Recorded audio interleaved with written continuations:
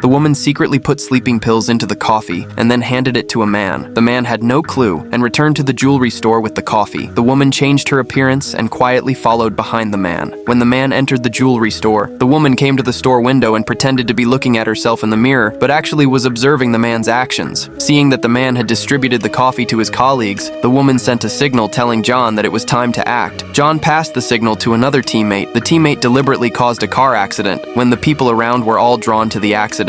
They took the opportunity to pry open the back door of the jewelry store, but they put on masks. John found that there was still an employee in the store who hadn't passed out because as she hadn't drunk that cup of coffee. Seeing the woman attempting to call the police, John immediately entered the jewelry store. He pretended to be a customer and asked the woman if she needed help. When the woman let her guard down, John took the chance to stun her with an electric shock. But what he didn't expect was that the entire process was recorded by the camera, and at that moment, he wasn't wearing a mask. John rushed into the surveillance room, hoping to find the surveillance footage and destroy it, but the surveillance equipment was locked in a cabinet. John tried to smash the iron lock with brute force, but failed after many attempts. Meanwhile, his teammate had smashed the display case and put the jewelry into bags. Soon, the time they had set arrived, and the teammate informed John to retreat. However, John still hadn't opened the cabinet. The teammate reminded John that the anti-theft alarm had been triggered, and the police would arrive at the scene within 3 minutes. They had to leave immediately. Although John knew his identity would be exposed, he had no choice but to follow his teammate and leave. This operation made them earn a lot of money. The girlfriend hoped that John would go to another city to hide for a while. However, John thought that those who wanted to catch him would surely assume he had fled to another city, and it would be safer for him to stay here.